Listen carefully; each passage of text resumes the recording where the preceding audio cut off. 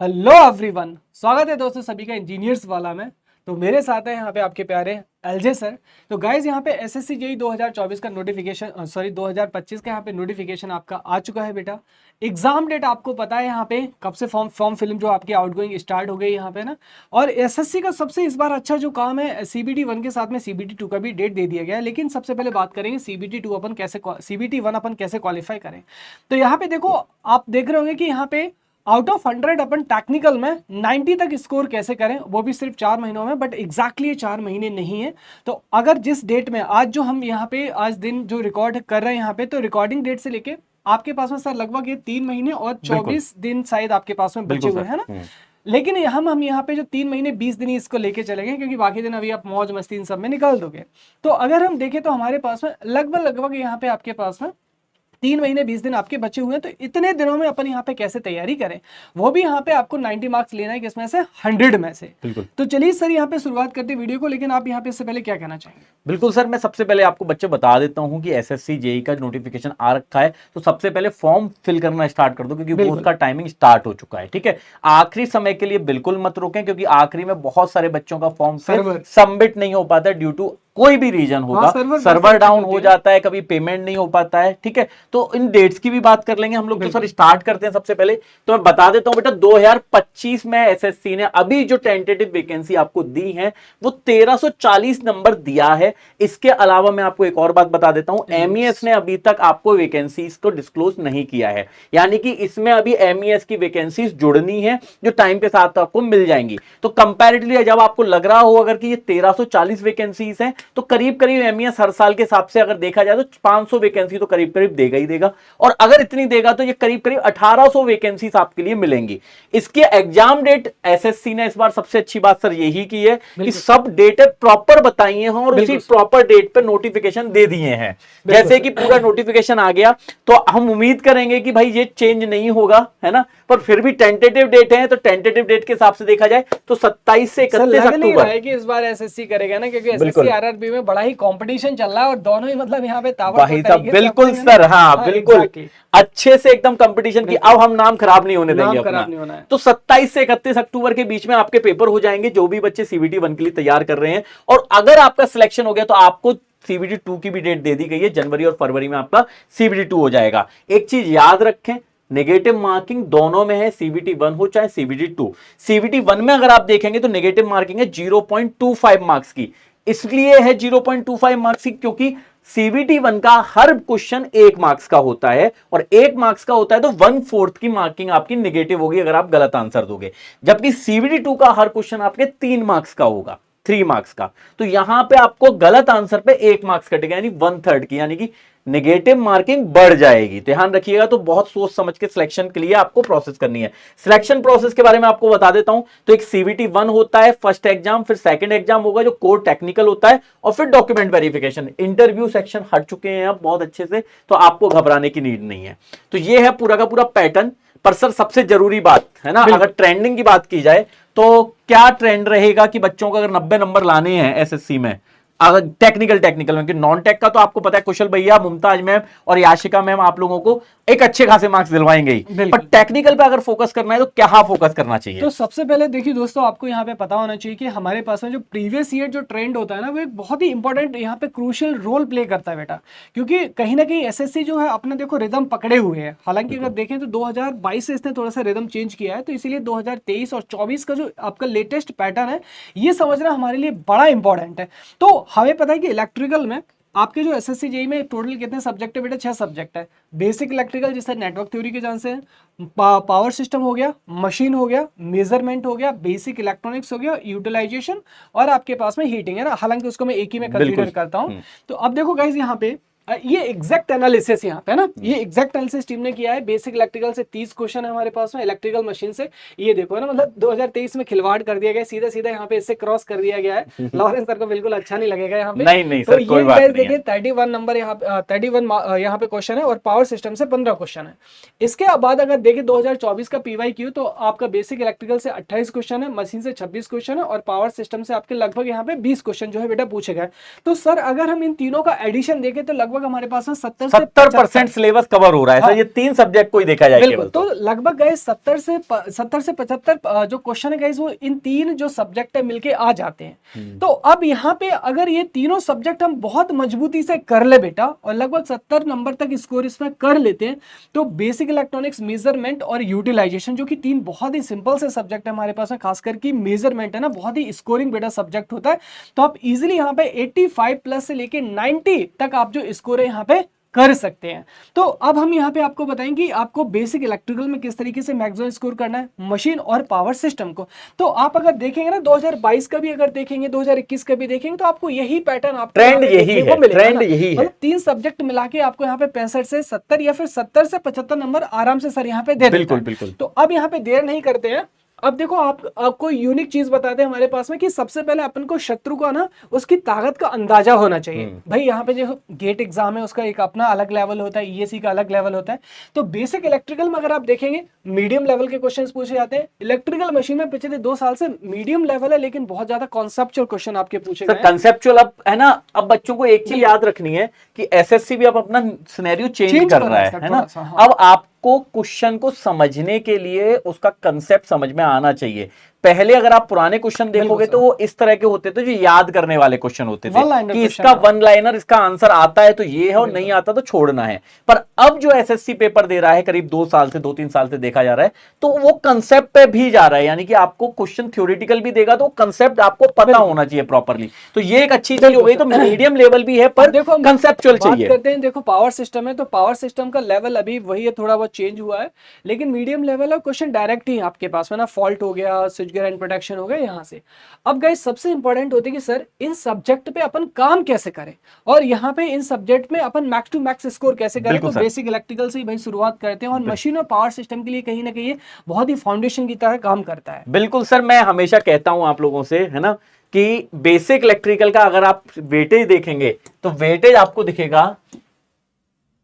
Basic electrical का अगर आप वेटेज देखेंगे तो वेटेज आपको जैसा कि पता है कि 25 से 30 मार्क्स का है। पर मैं हमेशा आपको यह कहता हूं कि भाई अगर इसको पढ़ लोगे तो 25 से 30 मार्क्स आएंगे, और अगर इसको नहीं पढ़ोगे तो 25-30 मार्क्स भी नहीं आएंगे, है ना। तो यहां पे शब्दों को थोड़ा सा समझो कि पास भी नहीं हो पाओगे, यानी कि अगर बेसिक इलेक्ट्रिकल, क्योंकि ये है आपका कोर, इसके बिना आप मशीन के क्वेश्चन नहीं कर पाओगे, यानी कि आप आगे चल के कोई सब्जेक्ट के क्वेश्चन पे दिमाग लगा ही नहीं पाओगे। तो ये एक तरह से आपका फाउंडेशन होता है, तो इस पे आपको 100% देना होगा। इसके लिए मैं ये नहीं कहूंगा कि है ना आपको ये मेन टॉपिक है ये पढ़ लीजिए या नहीं पढ़िए, ठीक है। मेन टॉपिक के लिए जनरली बता दूं तो बेसिक्स आपको प्रॉपर आना चाहिए बेसिक इलेक्ट्रिकल का। बेसिक्स बोले तो बेसिक सर्किट सॉल्विंग आनी चाहिए, इसके बाद नोडल मैथ, सर्किट सॉल्यूशन कैसे होते हैं, केवीएल केसीएल क्या होते हैं, तो इस तरह की चीजें आपको पता होनी चाहिए, ठीक है। साथ में थ्योरम से आपको क्वेश्चन मिलेंगे तो क्वेश्चन थ्योरम्स पढ़ लें अच्छे से। इसके अलावा एसी सर्किट से आपको क्वेश्चन मिलते हैं। एसी सर्किट्स और रेजोनेंस मिलके अकेला 7 से 10 मार्क्स रखता है ना, तो आप इसको भी पढ़ें। और साथ में मैग्नेटिक सर्किट, क्योंकि मैग्नेटिक सर्किट आपका कोर है, बेस है। तो मैग्नेटिक सर्किट में अगर आप देखेंगे तो मैग्नेटिक सर्किट को आपको मशीन जो बनेगा वो इसके बिना नहीं होगा। तो मशीन यहां पे मैग्नेटिक सर्किट मैं भी पढ़ाऊंगा और उसके बाद अपने सर भी अपने तरीके से पढ़ाएंगे। तो आपको कोई भी चीज ऐसी नहीं मिलेगी कि जो आपको ऐसा लगे कि नहीं पढ़नी है, पढ़नी, ठीक है। तो यहां पे आपको इन 4 टॉपिक्स पे तो बहुत मेन फोकस करके चलना ही पड़ेगा, जिसकी वजह से आपके 25 से 30 मार्क्स बन पाएंगे बेसिक इलेक्ट्रिकल में, ठीक है। साथ में आपको एक और चीज बढ़िया बता देता हूं मैं आपको कि देखो सिलेक्शन के लिए आपको 3 सब्जेक्ट पे फोकस करना पड़ता है। सिलेक्शन इसके बिना नहीं होगा। बेसिक इलेक्ट्रिकल, मशीन और पावर सिस्टम, ठीक है। तो इन पे आपको सबसे पहले अपना फोकस करना है और उसके बाद फिर आप छोटे सब्जेक्ट पे जा सकते हैं, जैसे बेसिक इलेक्ट्रॉनिक्स हो गया, मेजरमेंट हो गया, यूटिलाइजेशन हो गया, और ये बहुत सिंपल सब्जेक्ट भी है। तो ये आपका स्कोर बनाते हैं, आपकी रैंक बनाने का काम करते हैं। तो आपको सबसे पहले अपना सिलेक्शन कंफर्म करना है और उसके बाद रैंक पे जाना है। सर पावर सिस्टम और मशीन के लिए बच्चे क्या करें?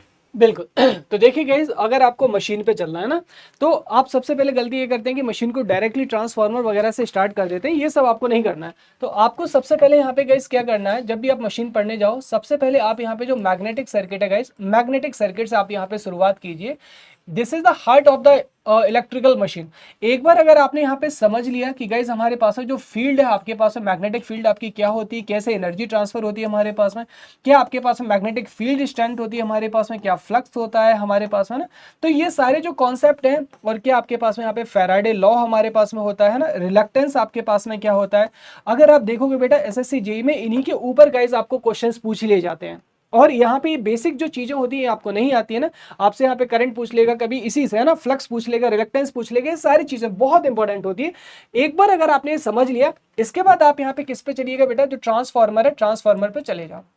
अब देखो यहाँ पे जो ट्रांसफार्मर है इसकी जो स्टडी आपको स्टडी यहाँ पे करनी कैसे ना, तो सबसे पहले ना यहाँ पे आप इसके जो बेसिक कॉन्सेप्ट हैं आप बेसिक्स पे जाइए। किस पे जाइए, बेसिक्स पे जाइए। यहाँ पे बेसिक्स बोले तो यहाँ पे इसकी जो थ्योरी है बेटा, थ्योरी आपको बहुत अच्छे से करनी होगी, तो थ्योरी पे पहले चले जाइए ना, मतलब एक एक चीज को यहाँ पे डीपली पढ़िएगा। और यहाँ पे ट्रांसफार्मर में इंट्रोडक्शन से स्टार्ट करो, ट्रांसफार्मर क्या होता है हमारे पास में, क्या काम करता है, इंट्रोडक्शन देख लिया।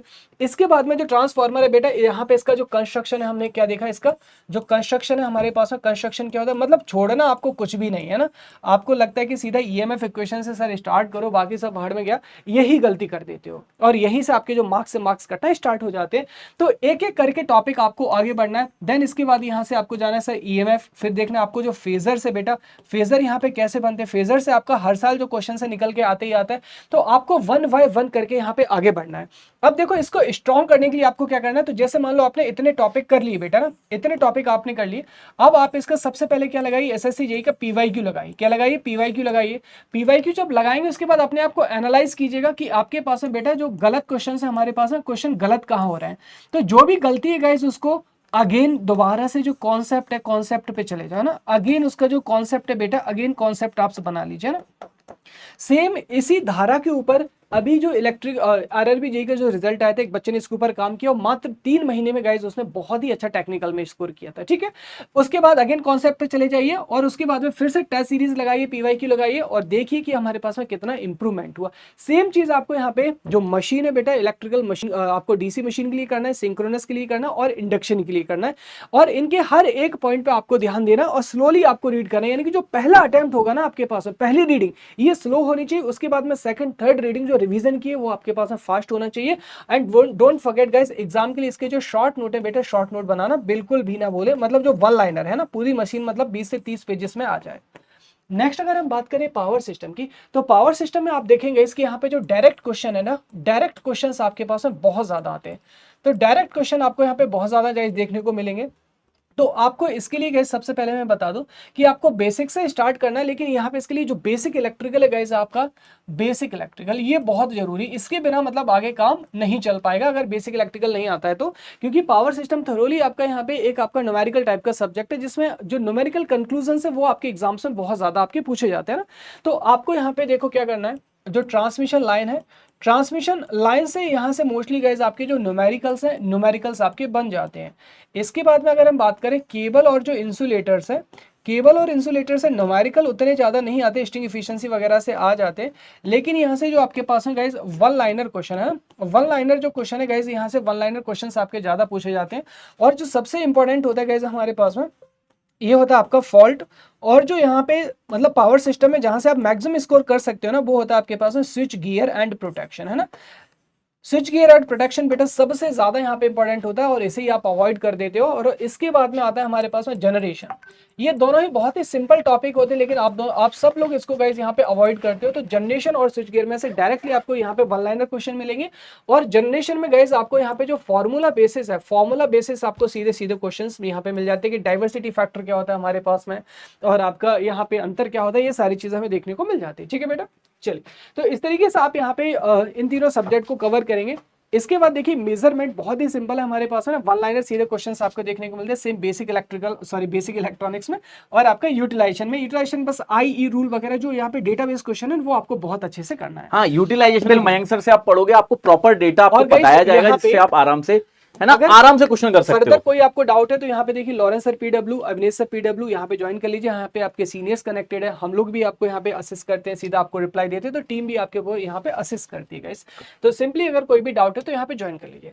So thank you so much guys, लग जाइए और यहाँ पे जो बचा हुआ टाइम है इसमें गर्दा मचा दीजिए यहाँ पे, और एक जो जॉब है यहाँ पे एक जॉब SSC की सिक्योर कर लीजिए। तो और अगर आपको गाइस ऑल द बेस्ट। और अगर आपको कोई भी दिक्कत है, अगर कोई भी परेशानी है, कुछ भी आपको डाउट है, तो आपका कमेंट बॉक्स ओपन है इस सेशन का, तो आप वहां पे बता सकते हैं। हमारी टीम उसको मॉनिटर करती रहती है, तो आपके जो भी डाउट होंगे उसको हम जल्दी से जल्दी क्लियर करेंगे। तो थैंक यू वेरी मच।